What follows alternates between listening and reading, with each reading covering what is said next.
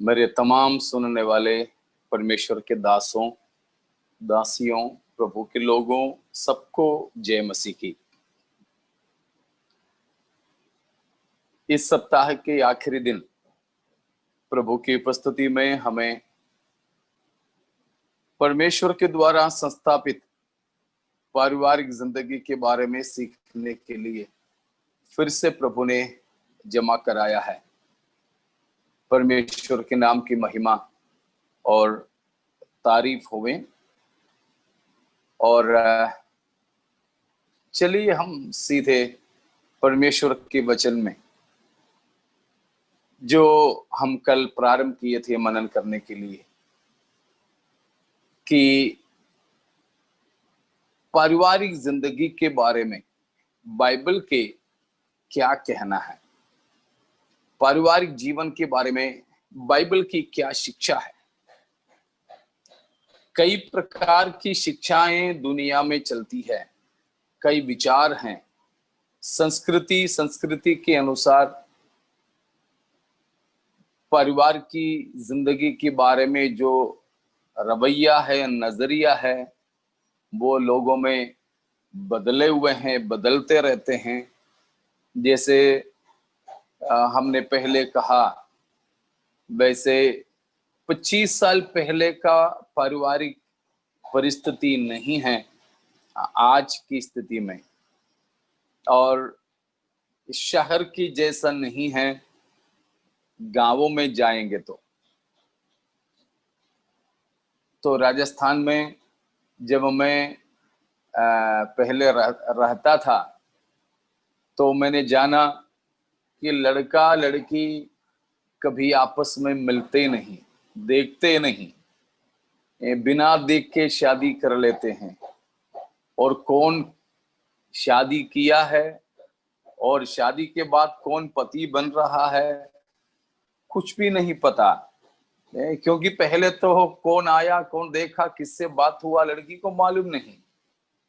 और मैंने ऐसे भी पाया कुछ लोगों को कि कोई महिला गर्भवती थी, तभी सगाई हो गई है पेट की बच्चे के, पेट में जो बच्चे थे उसके साथ, कि ठीक है मेरे लड़का रहे, तुम्हारी लड़की रहे, तो हमारे दोनों बच्चों की शादी हो जाएंगे।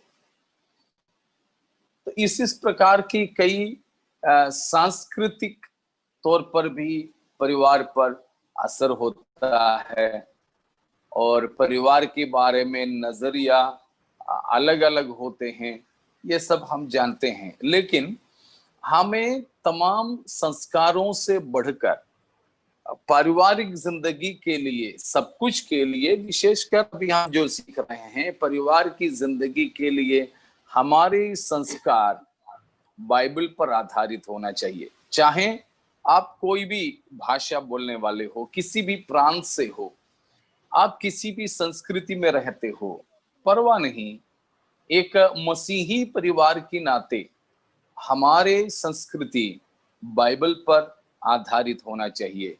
उसी में हम परमेश्वर के रूपरेखा परिवार के लिए क्या है देख पाते हैं। हम उसी को देख रहे थे। कल तक हमने 6 बातों को देखे थे, ठीक है, याद होंगे आपको 6 बातें, है ना। पहली बात क्या था? अनम्यूट करके बोल सकते हो। Established by God. पहली बात, या परमेश्वर ने संस्थापित किया है। दूसरी बात था नर और नारी करके बनाया।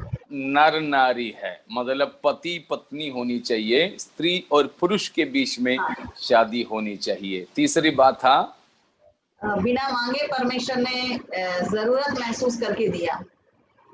बिना मांगे, हमको कहीं ढूंढ के ये मेरी फसली है क्या देखने की जरूरत नहीं, परमेश्वर ने अपने तरफ से इंतजाम करके दिया है, तो हमारे जीवन में भी वैसे ही परमेश्वर करेंगे। ठीक है। चौथी बात था एक पुरुष और एक स्त्री होना चाहिए। एक पुरुष और एक स्त्री, ठीक है, मतलब ज्यादा पत्नी नहीं, ज्यादा पति नहीं, एक ही पति, एक ही पत्नी। चाहे वो वैध तौर पर शादी एक ही से करें और अवैध तौर पर बहुतों को रखें, ये भी नहीं। बिल्कुल एक पति एक पत्नी वाली बात है, बाइबल जो हमें सिखाते हैं। ठीक है, उसके बाद संपूर्ण एकता मैरिड लाइफ में। हाँ, संपूर्ण एकता है। उसमें हमने देखा कि साइकोलॉजिकल वननेस है कि मानसिक तौर पर एक होना चाहिए, और दूसरी बात है शारीरिक तौर पर एक होना चाहिए। उसी के लिए कहा है एक ही तन बन जाओगे, एक ही तन बन जाओगे। वो प्रेम का सर्वोच्च एक प्रकटीकरण है। और तीसरा हमने देखा आध्यात्मिक एकता, हमारे विश्वास एक होना। तो हम देख रहे थे तो शादी, वो जो पांचवी बात में हम शामिल कर सकते हैं उसको, कि जो शादी है वैध तौर पर शादी के लिए एक तो कानूनी वैधता होना जरूरी है, और दूसरा शारीरिक संबंध में एक होना जरूरी है। तो उन दोनों को हम एक साथ में लेकर उसको हम पांचवी बात मानते हैं। ठीक है, तो आज हम अगली बात में चलते हैं। वो हैं, फिर से हम चलेंगे 19 अध्याय मत्ती में, उसका 4था वचन, या 3 से लेकर पढ़िए, 3 और 4 को पढ़ सकते हैं। तब फरीसी उसकी परीक्षा करने के लिए पास आकर कहने लगे, क्या हर एक कारण से अपनी पत्नी को त्यागना उचित है? उसने उत्तर दिया, क्या तुमने नहीं पढ़ा कि जिसने उन्हें बनाया उसने आरंभ से नर और नारी बनाकर कहा।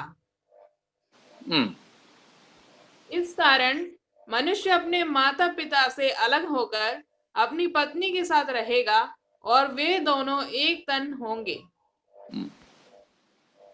अगला पद, अतः वे अब दो नहीं परंतु एक तन है। इसीलिए जिसे परमेश्वर ने जोड़ा है उसे मनुष्य अलग ना करे। ठीक है। वो 6वां पद में हमारे अगली बात, 6वीं बात होता है कि पहली बात और 6वीं बात में थोड़ा सा रिश्ता है, लेकिन अलग अलग है। पहली बात हमने देखा कि परिवार की योजना बनाने वाला, संस्थापित करने वाला परमेश्वर है,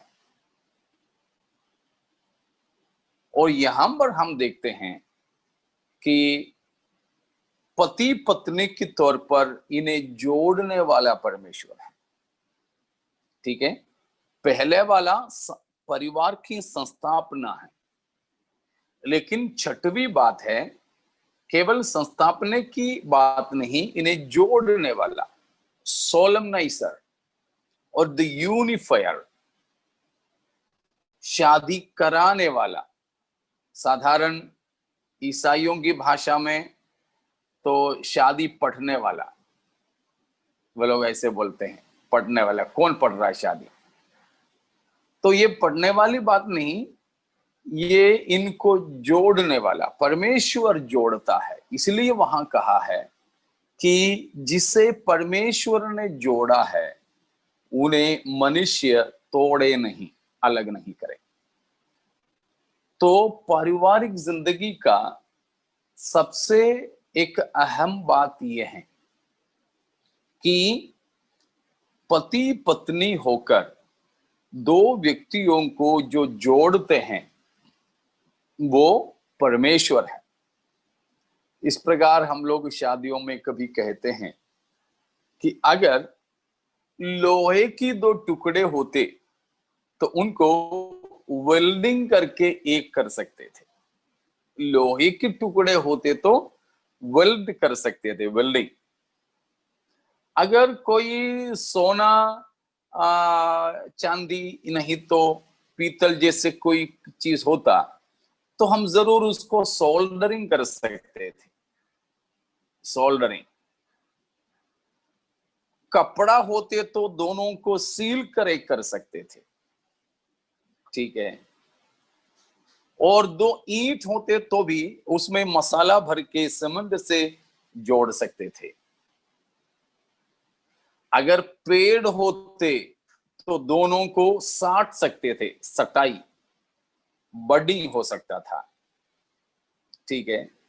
तो इस प्रकार आप जोड़ सकते हैं, लेकिन यहां तो ना 2 ईंट हैं, ना कोई पेड़ की डाली है, ना लोहे के टुकड़े हैं, ऐसे कुछ नहीं है, परंतु 2 अलग अलग व्यक्तियां हैं, 2 अलग अलग व्यक्तियां, कि ये दोनों व्यक्तियों के विचार अलग है, इच्छा अलग है, रुचि अलग है, संस्कृति अलग है, हर परिवार की संस्कृति भी अलग है। तो ये बिल्कुल एकदम से अलग अलग 2 लोगों को एक साथ में जोड़ना किसी भी मनुष्य से संभव नहीं है, परंतु ये केवल परमेश्वर ही से संभव है। तो शादियों में हमें ये बात समझना है कि हमें पति पत्नी के तौर पर जो जोड़े हैं वो परमेश्वर स्वयं है, परमेश्वर स्वयं है।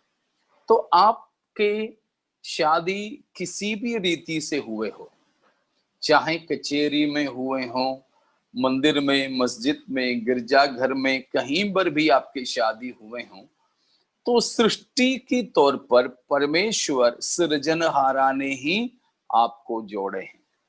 इसलिए आप कभी भी अलग होने का विचार मत करना, कभी भी मत करना।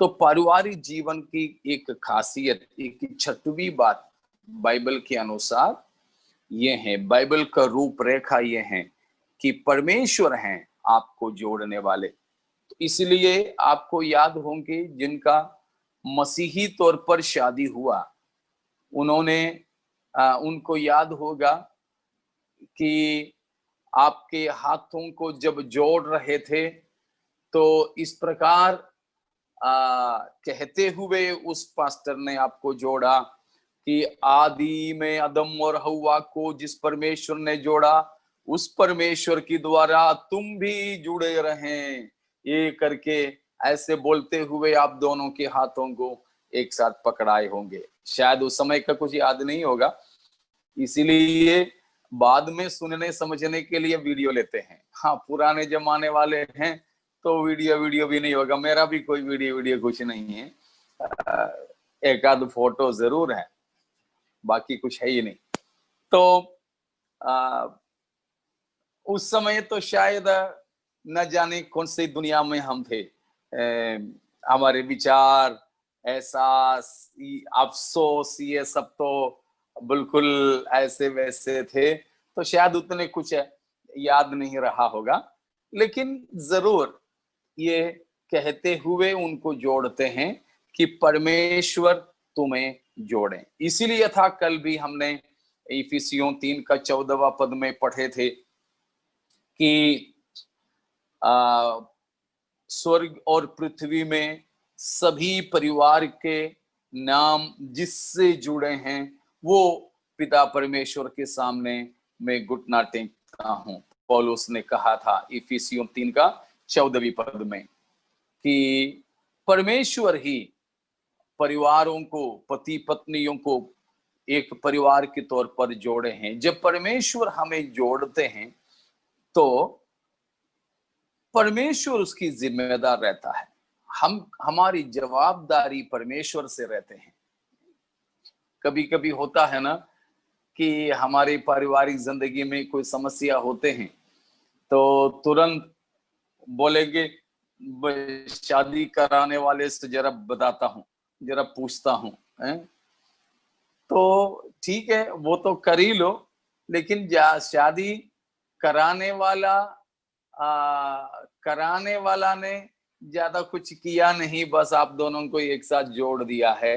ज्यादातर अभी तो जिनकी शादी हो गया उसके लिए क्या बोले, लेकिन जो माता पिता हैं और लोकल पास्टर है, आप लोग इस बात पर ध्यान दीजिएगा कि मानो आपकी किसी की बेटा बेटी की शादी उसमें आप मुझे बुलाते हो शादी कराने के लिए, शायद मैं आ जाऊंगा, लेकिन मैं तो आपकी बेटा को बेटी को पहचानता ही नहीं हूं। मैं पहली बार मंच पे देखता हूं उन्हें, और वे भी मुझे पहले बार देखते हैं। तो सच में कहता हूं, तो मैं उनकी शादी नहीं कराना चाहिए, और मुझ जैसा एक अनजान व्यक्ति से आप शादी कराना भी नहीं चाहिए।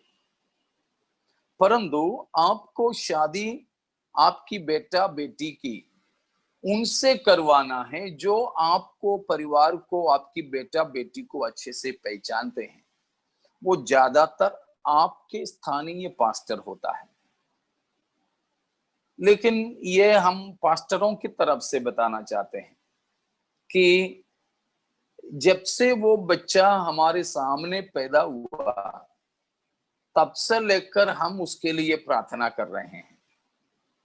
जब पता चला कि उसकी मां गर्भवती है, तब से लेकर हम प्रार्थना कर रहे हैं, प्रभु सही समय पर छुटकारा दे, तंदुरुस्त बच्चा दे। बच्चा पैदा हो गया, वहां से अभी बढ़ते बढ़ते शादी के लायक हो गया। कौन प्रार्थना किया है? स्थानीय पास्टर, वो ही प्रार्थना किया। और इस बीच में लड़का जब स्कूल जाता था तो कोई शैतानी किया, तब भी सलाह देने के लिए कभी स्कूल में, कभी पुलिस स्टेशन में। तो ये पास्टर ही तो गया है परिवार के साथ। लेकिन जब एक सबसे उनकी जिंदगी का खुशी का माहौल, शादी की बात जब आ गए, तो घर वाले ढूंढते हैं हमारे कलीसिया के सबसे बड़ा नेता को लेके आ जाएं कि हमारी शादी कराएं। शायद पास्टर कुछ बोलेगा नहीं, लेकिन उनके मन के अंदर की ये दुख, तो ये बच्चे की पैदा होने से लेकर अब तक प्रार्थना करने के लिए मेरा जरूरत था, लेकिन क्या इस लायक में नहीं कि मैं इनको हाथ पकड़ के परमेश्वर तुम्हें जोड़े बोलने के लिए। ये हमारे बीच में होने वाली एक गलत प्रथा है, गलत प्रथा। इसलिए मैं आपसे अनुरोध करूंगा कि आप अपने बच्चों के, अपने भाई बहनों के शादी, अगर आप शादीशुदे नहीं तो आप अपनी शादी अपने प्रांतीय पास्टर से करा दे, जहां तक वो तैयार है तब तक। हाँ, वो स्वयं अगर हटता है कि मेरे से नहीं होगा, मुझे आता नहीं, ऐसे कुछ बोलते तो बात ठीक है, नहीं तो आप उन्हीं से करवा दें, तो वो आपके लिए जिम्मेदार रह सकता है। नहीं तो वो जिम्मेदारी वाली बात नहीं रहते हैं। कोई मजदूर को बुलाया, दोनों को हाथ पकड़ा दिया, आपने जो दिया लिफाफा लेके वो फरार हो गया। उसके बाद में वो आपके लिए प्रार्थना तक नहीं करेगा, क्योंकि वो आपको जानते ही नहीं।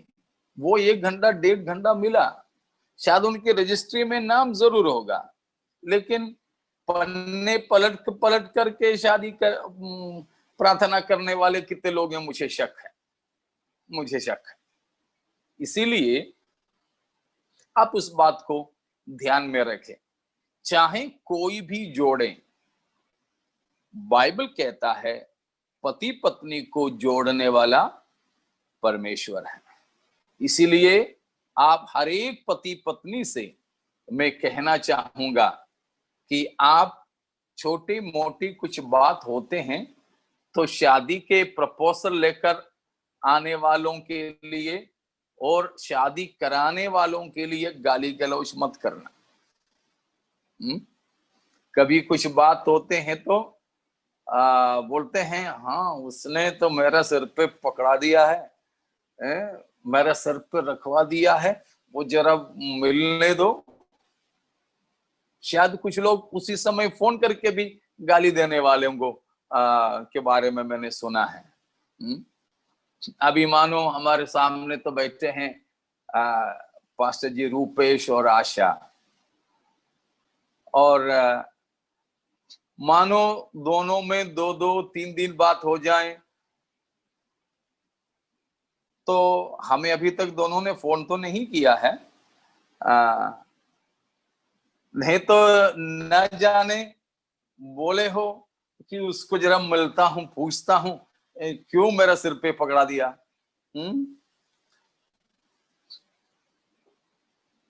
ऐसे लोगों को मैं जानता हूं, लेकिन ऐसे किसी बात पे ना हो, लेकिन आपके पारिवारिक जिंदगी की जिम्मेदारी परमेश्वर का है, क्योंकि आपको जोड़े हैं किसने? परमेश्वर ने। तो यह है छठवीं बात कि God is the unifier, God is the solemniser in the family life.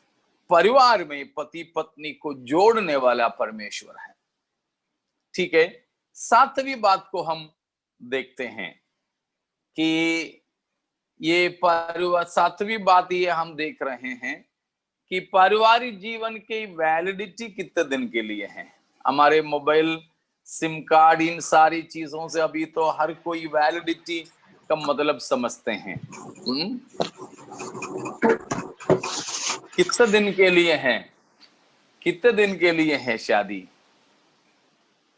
मृत्यु तक या फिर प्रभु के आगमन। बिल्कुल, हाँ, that means validity of marriage is for the entire life, life long validity है, जीवन के अंत तक के लिए है शादी। कुछ दिन के लिए नहीं, 10 दिन के लिए नहीं, 10 साल के लिए नहीं, 60 साल होने तक के लिए नहीं। अभी आप गाड़ी खरीदोगे, आप उसके टैक्स भर दोगे, 15 साल के लिए ही है। 15 साल के बाद में आपकी गाड़ी सड़क पे नहीं निकाल सकते हैं। घर पे बच्चों को खेलने दे सकते हैं, नहीं तो फिर और कार्रवाई है। तो 15 साल में वो खत्म हो जाता है। हमारे जो मकाने हैं, मकाने जो बनाते हैं लगभग 25 साल के हैं, उसको कानूनी वैधता, लेकिन रह जाते हैं और भी, लेकिन जो कानूनी तौर पर उसकी वैलिडिटी, उसमें अपन जो डालते हैं सीमेंट और ईटा और सरिया, इन सब का 25 साल की आयु है, उसके बाद कभी भी उसका नाश हो सकता है। हमारे मोबाइल में सिम कार्ड पड़ा है, वो बोलते तो हैं आजीवन सिम कार्ड है, लेकिन आजीवन बोले तो भी 3 महीने तक आप इस्तेमाल नहीं करोगे तो बस वो कैंसिल हो जाएगा, रद्द किया जाएगा। आपको पता नहीं चलेगा, आपका वो नंबर और किसी को दिए जाएंगे। उसके बाद आपने पहले नंबर दे रखा था अपना, उस नंबर पे आपको कोई लगा ले तो और किसी को लग जाएगा। तो ऐसे है, कभी कभी बोलते हैं लोग, अरे यार तुमको मैंने लगाया लेकिन और किसी को लग गया, बस यही है बात। तो इन सबकी वैलिडिटी जो बोलते हैं, उसकी जो मूल्यता है, वो कुछ दिन के लिए होता है, कुछ दिन के लिए। उसके बाद नहीं। अभी अपने घर में बिजली का बिल आता है, 10 तारीख तक भरोगे तो उसमें लिखा हुआ रकम देना है, 10 तारीख के बाद भरने जाओगे तो आपको जुर्माना भी भरना होगा। स्कूल में फीस भरने के लिए ऐसे ही है। तो उन सबका एक अवधि है, एक समय है, एक सीमा है समय का। लेकिन पारिवारिक जीवन की जो सीमा या उसकी लंबाई, उसकी आयु, वो कितने दिन के लिए है? जब तक हम जिंदे हैं तब तक के लिए हैं। तो बिल्कुल इस बात को जानिएगा कि हमारे पारिवारिक जीवन में परमेश्वर ने हमें जोड़ा है, तो वो हमेशा के लिए है, हमेशा के लिए। हमने अभी कपड़ा पहना है 1-2 दिन के लिए, शायद कुछ लोग अगली बार नहाने तक के लिए। हाँ, नहाने तक के लिए है तो एक हफ्ते के बाद ना हो तो एक हफ्ता इस्तेमाल कर सकते हैं। जैसे हम उत्तर भारत में बोलते हैं दिवाली में नहा लिया तो फिर सीधे सीधे होली में ही नहाते हैं। ऐसा है तो पूरा वो दिवाली से होली तक पहन सकते हैं। फिर भी अगली बार मैं कई लोगों को देखा नहाने के लिए तो नहाएंगे तो बदलने के लिए कपड़ा नहीं है, तो बदलने के लिए कपड़ा नहीं तो वो नहाते ही नहीं। तो उनकी कपड़े का जो अवधि नहाने तक शादी का ऐसे नहीं है, वो आयु भर के लिए है।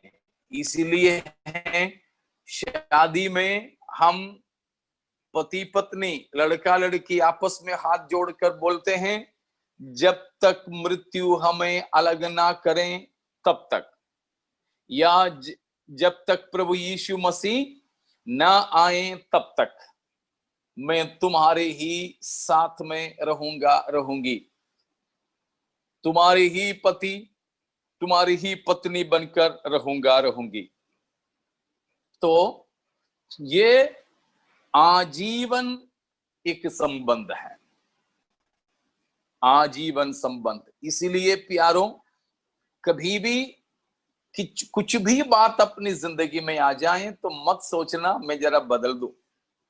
नहीं, कपड़ा जैसे नहीं बदल सकते हैं पति पत्नी को, चाहे किसी भी समाज के हो, आजीवन बांधव है।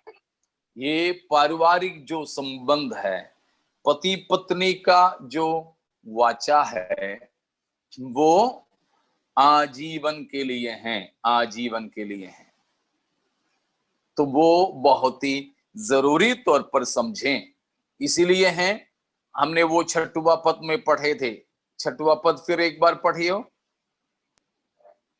अतः वे अब दो नहीं परंतु एक तन है, इसीलिए जिसे परमेश्वर ने जोड़ा है उसे मनुष्य अलग न करे।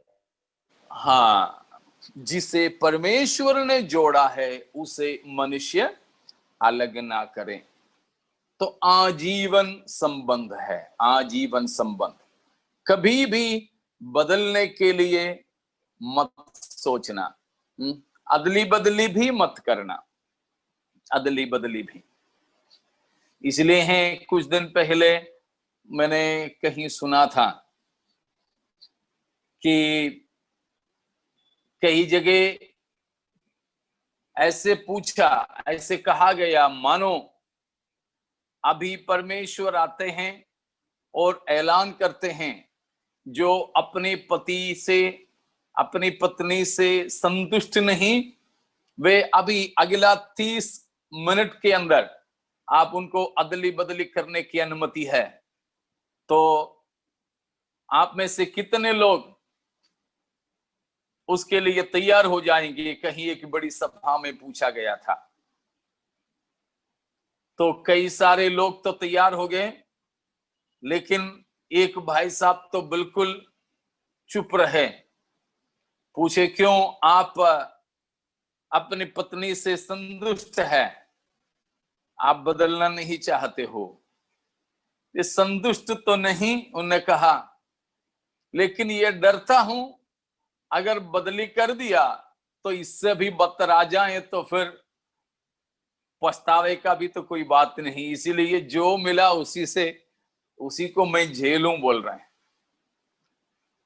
तो कई सारे लोग ऐसे सोचते हैं अदली बदली करने के मौका मिले तो अच्छा था, लेकिन नहीं, चाहे आप इससे बदतर मिले या उससे बेहतर मिले, लेकिन बाइबल अदली बदली की अनुमति नहीं देता है। परमेश्वर ने जिसे आपके साथ जोड़े हैं बस उसी के साथ अपनी जिंदगी को बिताना है।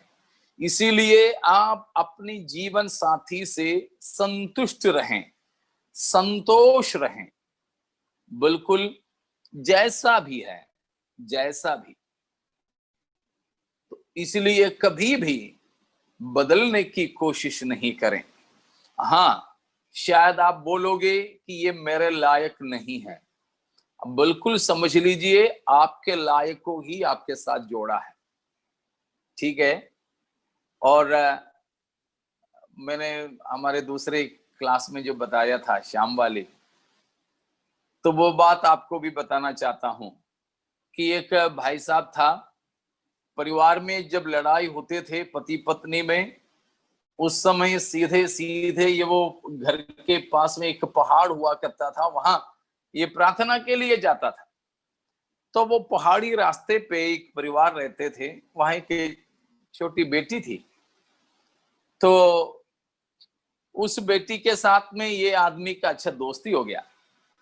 तो ये बेटी को पता चला कि ये अंकल पहाड़ के ऊपर दुआ करने जाता है, तो उसका मतलब है वो पत्नी से लड़ाई करने के बाद जा रहा है। तो इन दोनों के बीच में बड़े दोस्ती हो गए।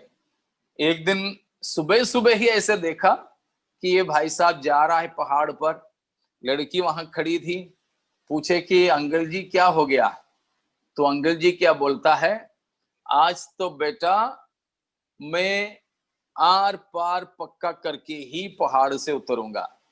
पूछा क्या बात हुआ?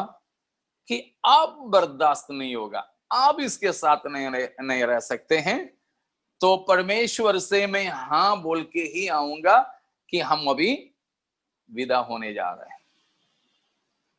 फिर भी जाकर के ईश्वर से प्रार्थना करके देखता हूं, ईश्वर तो आज बिल्कुल हाँ तो बोलेंगे ही, ठीक है। तो ये लड़की के अंदर भी जिज्ञासा बढ़े कि क्या जवाब लेकर के आते हैं अंकल जी। तो काफी देर, रोज के प्रार्थना के समय से ज्यादा समय उस दिन लगाया। जो भी है आ गए वापस। तो लड़की ने पूछे, क्यों अंकल जी, दिल आपका चेहरा तो उदास दिख रहा है, क्या बात है? तो बोला परमेश्वर ने मना कर दिया, अलग होने के लिए परमेश्वर ने मना कर दिया। पूछा क्यों? बोला बेटा तू अलग मत हो, तुम लोगों को मैंने इसलिए जोड़ा है कि ये पत्थर पर मारने से ही ये कपड़ा साफ होगा। ये कपड़ा धुलना है तो इसी पत्थर पे मारना। आपने शायद देखे होंगे पहले जमाने में, अभी तो सब वॉशिंग मशीन है। पहले जमाने में तो लोग चाहे धोबी हो या फिर अपने घर के ही कपड़ा धोते थे, तो क्या करते थे, पत्थर के टुकड़े पे मार मार के करते थे ना। खास तौर पर जब चादर धोते थे, कोई ऐसे बड़े कपड़े धोते थे, तो बड़े पत्थर पर आप मारते थे उठा के, पटक पटक करके। तो परमेश्वर ने बोला बेटा ये पत्थर पे पटके तभी ये कपड़ा साफ होगा। इसमें कपड़ा कौन सा है, कौन है? आप है कपड़ा।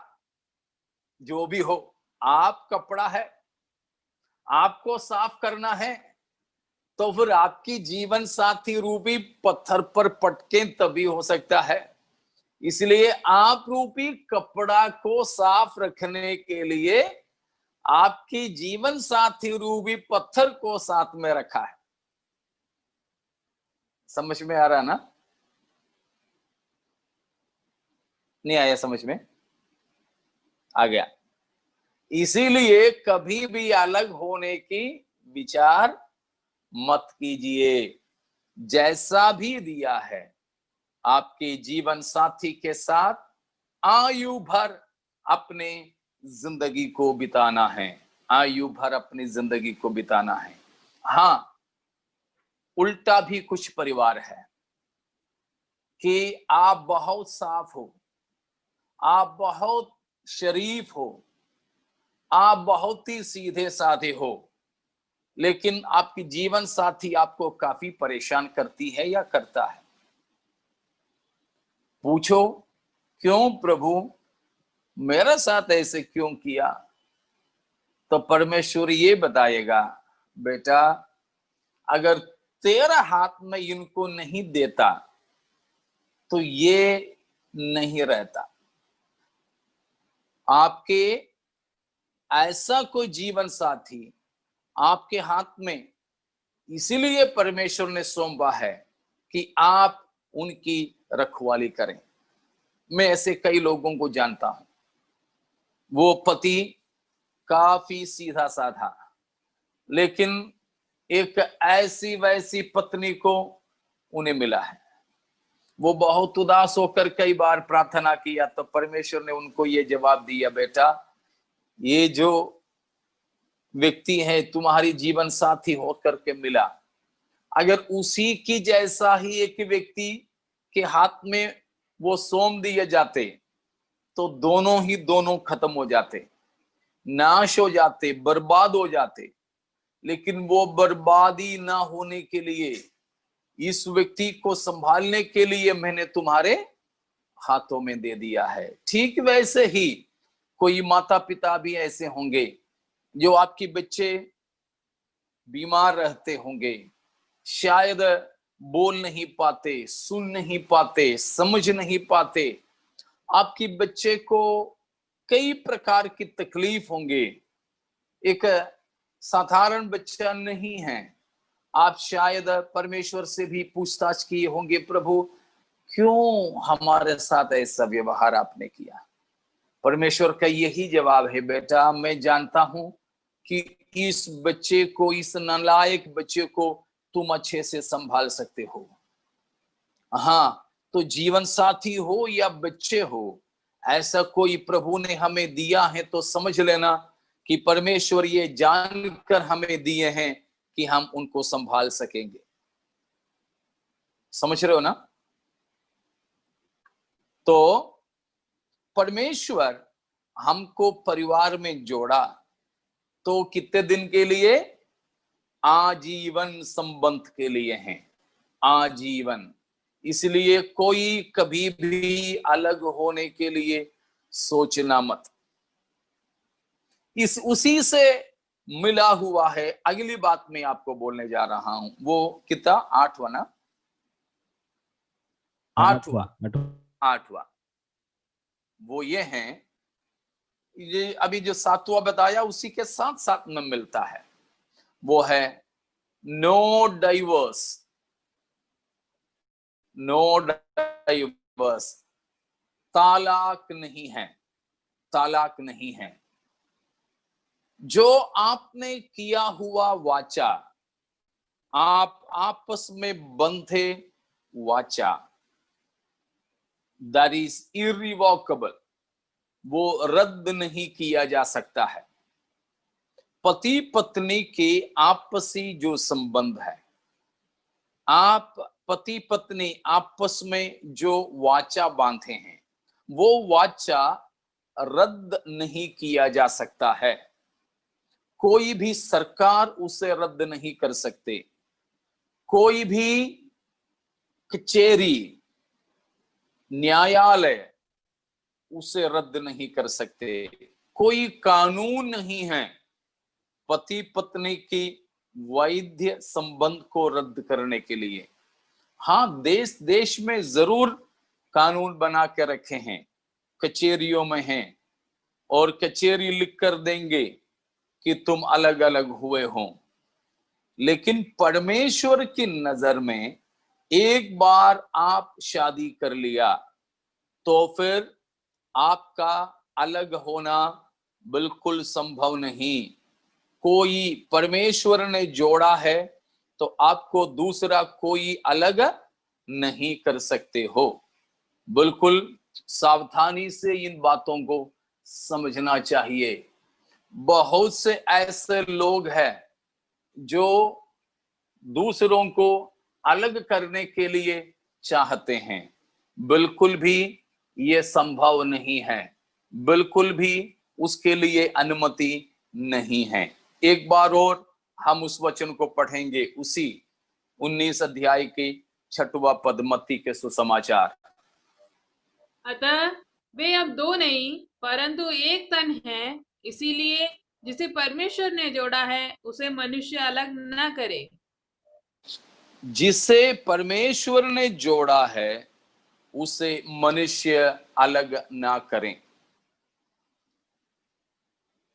तो परमेश्वर बिल्कुल तालाक नहीं चाहता है। बाइबल के अनुसार तालाक होता ही नहीं, होगा ही नहीं। मलाकी के पुस्तक में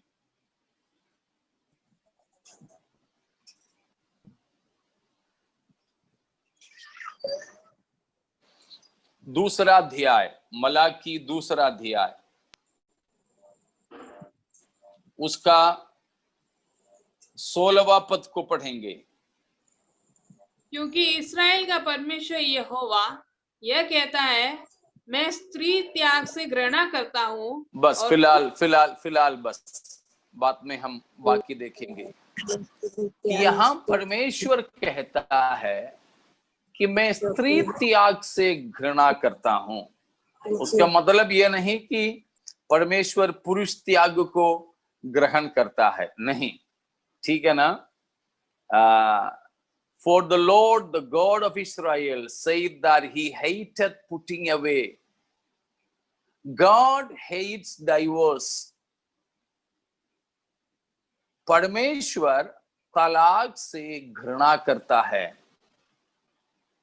पुटिंग अवे, अलग अलग करना।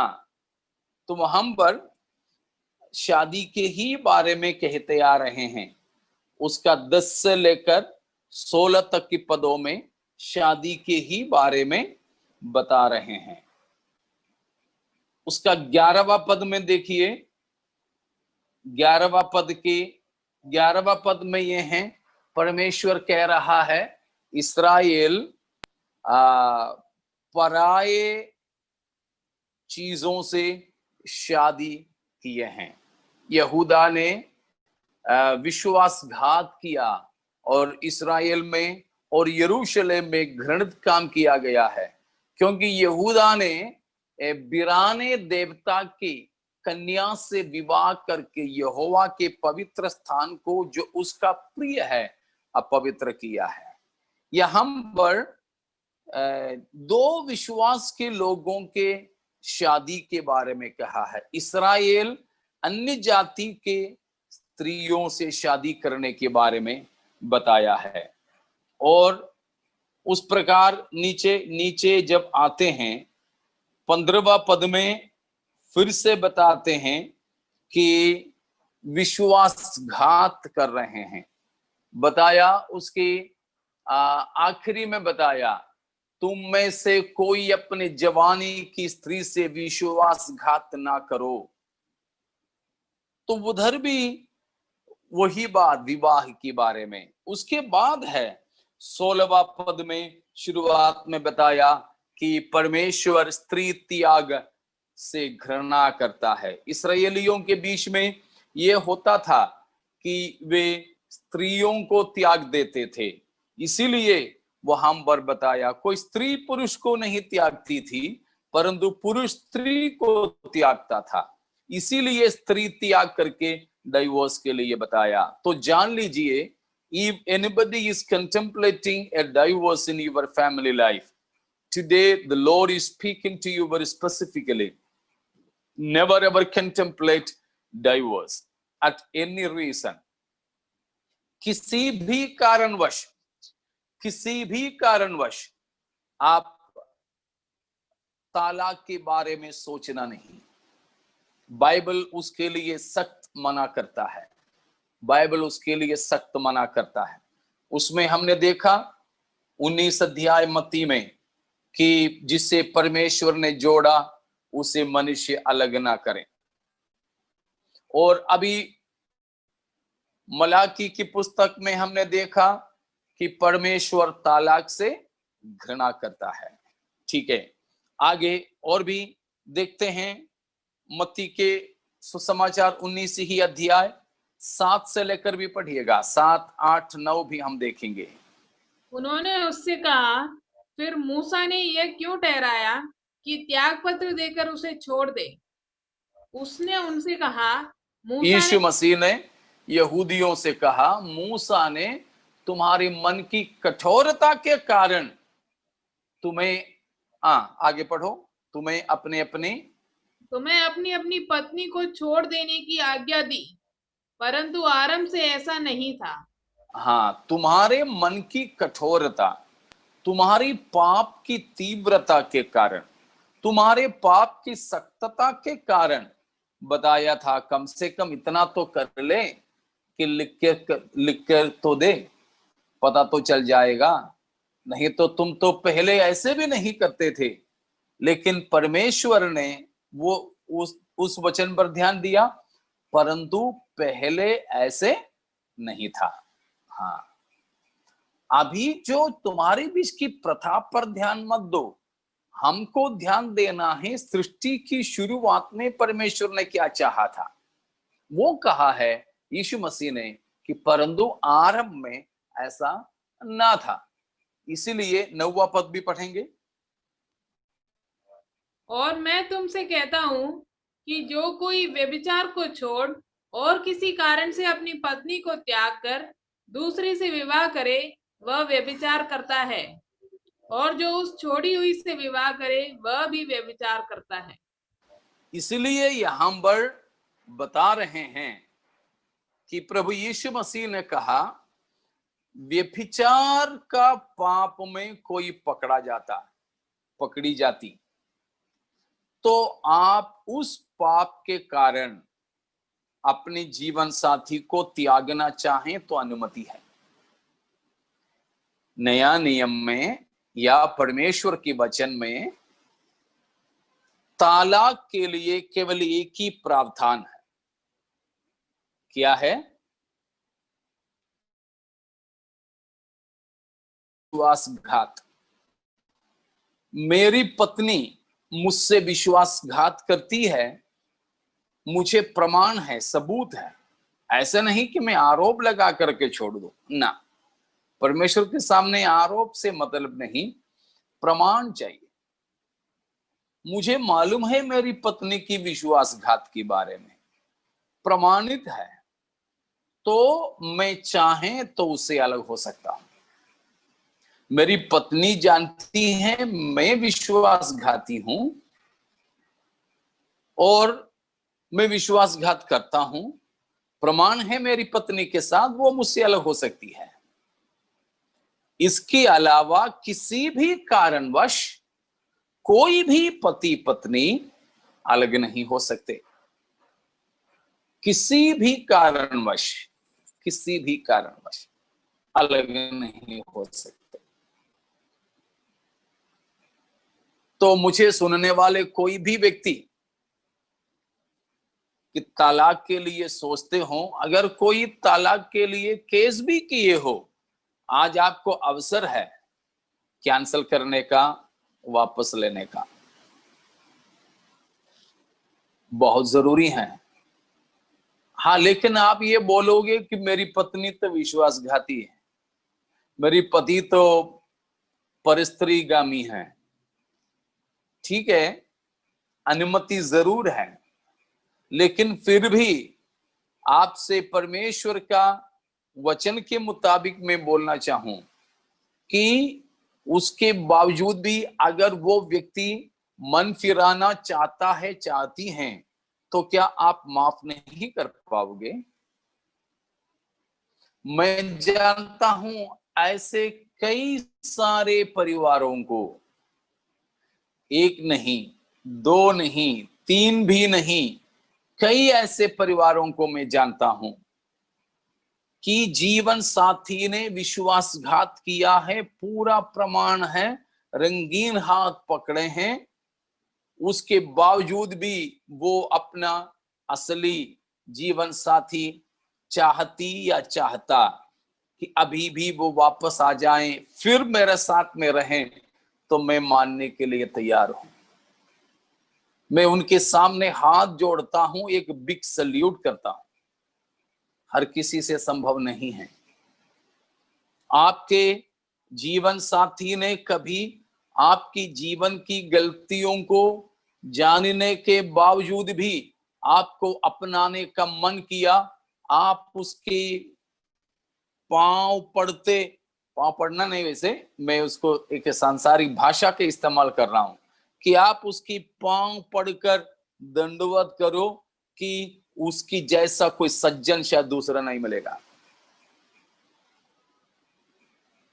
मैं जानता हूं कुछ लोगों को, मेरे करीबी मित्र हैं, उनमें से कुछ परिवार हैं।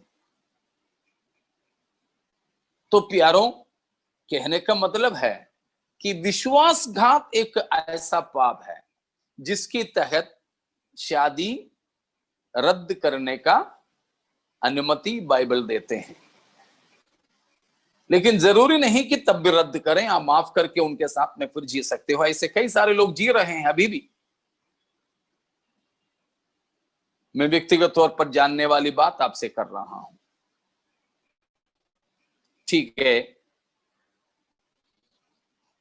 तो शादियों में, पारिवारिक जिंदगी में ये बात है कि तालाक नहीं। और भी कुछ वचन उसके विषय में आपके सामने मैं रखूं।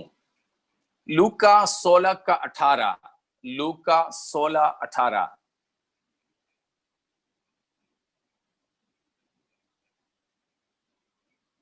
जो कोई अपनी पत्नी को त्याग कर दूसरी से ब्याह करता है वह व्यभिचार करता है, और जो कोई ऐसी त्यागी हुई स्त्री से ब्याह करता है वो भी व्यभिचार करता है। इधर भी त्यागने के लिए इंकार किया गया है, त्यागने के लिए इंकार किया गया है। शायद आप में से कोई होंगे, पूछेंगे कि क्या करें, मैं तो यीशु मसीह पर विश्वास करती हूं, मेरे पति नहीं करता है, तो वो बहुत विरोध करता है, वो बहुत मारपीट करता है, विश्वास त्यागने के लिए जबरन करता है। तो ऐसे सब बातें होता है, तो मैं क्या करें? देखिए परमेश्वर के वचन में उसके बारे में क्या कहा है। पहला कुरिन्थियों 7 अध्याय, पहला कुरिन्थियों 7वें अध्याय, उसका 10 और 11 को पढ़िएगा। जिनका विवाह हो गया है उनको मैं नहीं, वरन प्रभु आज्ञा देता है कि पत्नी अपने पति से अलग ना हो।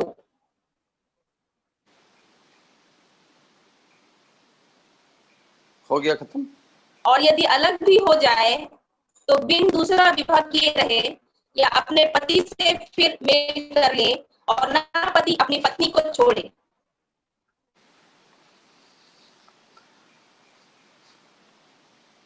अभी तक हम देख रहे थे कि पति से बता रहा था कि पति पत्नी को ना त्यागे। यहां पत्नी से कहा है कि अपने पति से अलग ना हो। फिर 11वां पद में बताया यदि अलग भी हो जाएं तो बिन दूसरा ब्याह किए रहे, उसमें हम अगले बात में आ रहे हैं, और अपने पति से फिर से मेल कर ले, और पति अपनी पत्नी को ना छोड़े। अब देखिए आगे को, उसका 12, 13 और 14। दूसरों से प्रभु नहीं परंतु मैं ही कहता हूँ, यदि किसी भाई की पत्नी विश्वास न रखती हो और उसके साथ रहने से प्रसन्न हो तो वह उसे न छोड़े। जिस स्त्री का पति विश्वास न रखता हो और उसके साथ रहने से प्रसन्न हो वह पति को न छोड़े, क्योंकि ऐसा पति जो यहाँ रुको, यहाँ 12-13 पदों में बताया, आप पति या पत्नी विश्वास करते हैं, आपकी पति या आपकी पत्नी मसीह को नहीं मानते हैं, लेकिन बहुत विरोध भी करते हैं, तो भी आप अपनी पति या पत्नी को त्यागे नहीं। मतलब विश्वास के कारण भी एक पत्नी या पति अविश्वासी जीवन साथी से अलग ना होना। हाँ, वो अगर आपसे अलग हो जाता है, हो जाती है, विश्वास के कारण वो आपको तलाक देता है, देती है, तो बात अलग है। तो आप विश्वास को तब भी थामे रहें। लेकिन मैं अभी विश्वासी हूं, तुम विश्वासी नहीं है करके हम उनको न त्यागे। तो उस पर सावधान हमको रहना चाहिए। हाँ, अगला पद पढ़िए। क्योंकि ऐसा पति जो विश्वास न रखता हो वह अपनी पत्नी के कारण पवित्र ठहरता है, और ऐसी पत्नी जो विश्वास नहीं रखती पति के कारण पवित्र ठहरती है। नहीं तो तुम्हारे बाल बच्चे अशुद्ध होते, परंतु अब तो पवित्र हैं। तो यहां पर बताया है कि एक विश्वासी पति और अविश्वासी पत्नी, उनके बीच की पारिवारिक जीवन में कोई अपवित्रता ही नहीं है। हाँ, एक विश्वासी भाई अविश्वासी लड़की से शादी ना करें, लेकिन आप ऑलरेडी शादीशुदे हो, आप विश्वास में आ गए, प्रभु को ग्रहण कर लिया, आपके पति विश्वास में नहीं है, तो आप दोनों आपसी संबंध में कोई अपवित्रता ही नहीं है। आपके आपसी पति पत्नी के संबंध में एक बच्चा भी हो जाता है तो वो बच्चा भी पवित्र ठहरेगा। ऐसा नहीं कि वो बच्चा श्रापित है, नहीं, ऐसे भी नहीं। इसीलिए तालाक के बारे में कभी सोचना नहीं। कई ऐसे परिवारें भी हैं जहां पर अपने बेटा को बेटी को माता पिता तालाक करने के लिए उत्साहित करते हैं, बोलते हैं उसको छोड़ दे, हमको दूसरा अच्छा मिल जाएगा, छोड़ दो उसको। बिल्कुल भी नहीं, ऐसा कोई माँ बाप नहीं होना चाहिए। अपने बच्चों को तालाक करने के लिए उकसाते हो। कोई ऐसे दोस्त नहीं होना चाहिए, कोई ऐसे बॉयफ्रेंड गर्लफ्रेंड नहीं होना चाहिए, अरे तो उसको त्याग दे और मेरे साथ में आ जा ना। इन किसी भी रीति में कोई किसी की पारिवारिक जिंदगी को अलग कराने वाले नहीं बने। परमेश्वर घृणा करने वाला एक पाप है, वो परमेश्वर घृणा करने वाला पाप है, यह कभी नहीं होनी चाहिए। इसीलिए कोई भी ऐसे सोच के बैठे हो कि हम छोड़ देंगे, बिल्कुल भी नहीं। परमेश्वर के वचन कहते हैं वह पाप है, वो पाप है, वो व्यभिचार का पाप है। इसीलिए इन वचनों के आधार पर और भी है, रोमियो 7 का 2-3 पद और मरकुस की सुसमाचार 10 का 7 से 12 तक की पद, इन हर एक जगहों पर भी तालाक के लिए मना कर दिया गया है। तो वही बताया, रोमियो 7 का पहले और दूसरा पद। हाँ, निकाला तो पढ़ लीजिए।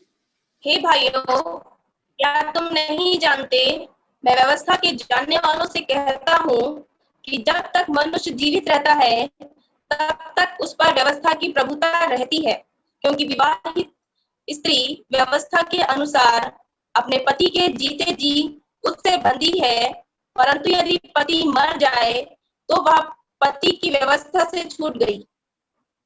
तो जब तक आपकी जीवन साथी जिंदा है तब तक आप ब्याह के संबंध से जिंदे हैं।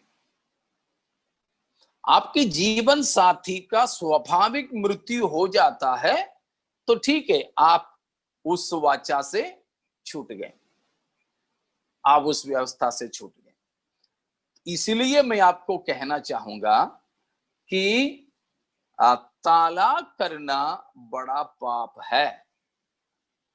तालाक करने वाले इन वचनों के आधार पर मैंने जो पढ़ा है बाइबल से, इतने सारे वचन और भी हैं तालाक के बारे में, लेकिन इतना काफी है। अभी हमने पढ़े इन वचनों के ही आधार पर तालाक करने वाले स्वर्ग राज्य के वारिस नहीं होंगे, प्रभु के आगमन में नहीं जाएंगे, स्वर्ग नहीं जाएंगे। आजकल तो बहुत मसीहियों के बीच में भी, पास्टरों के बीच में भी तालाक होते हैं, लेकिन वे प्रभु के राज्य के वारिस नहीं होंगे प्यारों। ऐसा कोई स्थिति हम में से किसी को नहीं होना चाहिए। ठीक है, एक बात और उसमें हम बोलकर समाप्त करेंगे कि 9वीं बात वो है no remarriage of the divorcees. No remarriage of the divorcees. तलाकशुदा के दोबारा शादी होना मना है।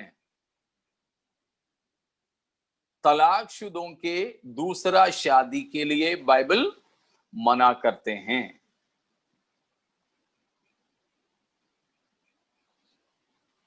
यह भी आजकल के लोगों के लिए तो बड़े झटका है, कई सारे परिवारों के लिए बड़े झटका है। परमेश्वर के दासों से मैं कहना चाहूंगा, पास्टरों से, कि किसी के भी तलाक के लिए हम हाँ मत बोले, और किसी कारणवश भी तलाकशुदे दोबारा शादी करने आए तो करा के ना दें। और कोई दोबारा शादी तलाकशुदे करते हैं, ऐसों को कलीसिया में सदस्यता ना दें। दूसरा, तलाकशुदे दोबारा शादी करके आते हैं, ऐसों को प्रभु भोज में भाग लेने नहीं दे। एक और मुख्य बात मैं बताना चाहूंगा, उस प्रकार तलाकशुदे दोबारा शादी करके आए हो, उनका पैसे भी ना ले। पास्टर ना ले, भूखे मर जाएं चलेगा, चर्च में उनका पैसा नहीं चाहिए, और उनको सेवकाई में किसी भी तरह भाग लेने भी नहीं दे। हाँ, आके बैठते तो बैठने दो, साथ में गाते हैं तो गाने दो, ठीक है, प्रार्थना के लिए कभी आमीन बोलते हैं तो बोलने दो, वो सब छोड़ दो। उसके अलावा ऐसों को अपने पास में नहीं रखना, नहीं लेना। और हमको इसके लिए प्रार्थना भी जरूर करना है कि न हमारे और न हमारे परिवारों में किसी का तलाक हो, या किसी की तलाकशुदे की शादी दोबारा हो। ये दोनों नहीं चाहिए। फिर से एक एक वचन उन्हीं में से हम पढ़ेंगे जो हम पढ़े थे। लूका 16 का 18वां पद फिर एक बार पढ़ेंगे इस सिलसिले में।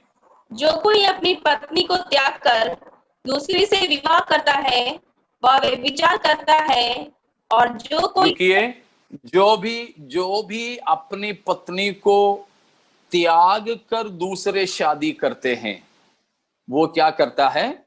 व्यभिचार करता है। तो जो तलाकशुदा दूसरा शादी करता है, तो परमेश्वर की नजर में वो क्या है? व्यभिचार है। चाहे देश की कानून अनुमति दे दें, परवाह नहीं, बाइबल की व्यवस्था हमको पालन करना है। इसलिए मैंने कहा ऐसे लोग परमेश्वर के राज्य में नहीं जा सकेंगे। अगली बात, जो कोई ऐसी त्यागी हुई स्त्री से विवाह करता है वह भी व्यभिचार करता है। हाँ, उसका दूसरा पहलू, मानो पत्नी जो त्याग दी गई उसने कोई पाप नहीं की थी, फिर भी त्याग दी गई है, लेकिन वो त्यागी हुई से शादी करने वाला भी व्यभिचार करता है। उसका मतलब कुछ लोग ये सोचते हैं, हाँ तलाकशुदा है, ए और बी तलाक कर दिया, ए मर गया, मरने के बाद में बी से शादी कर सकते हैं ना?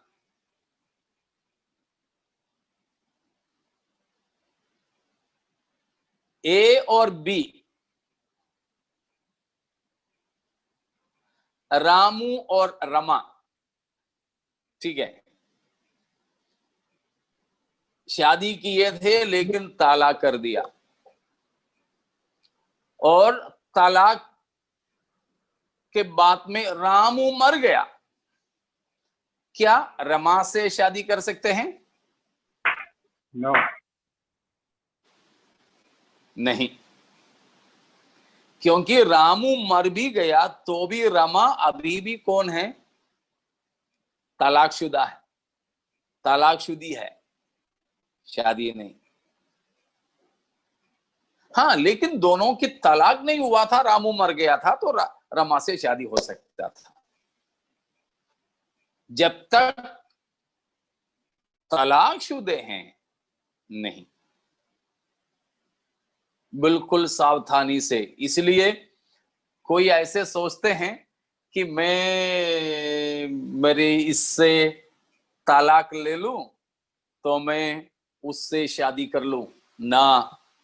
संसार में आप रह सकते हो, आप खुशी के शायद साथ में शायद उनसे अपने पारिवारिक जीवन बिता सकते हो, लेकिन परमेश्वर के राज्य में आप नहीं जा पाओगे।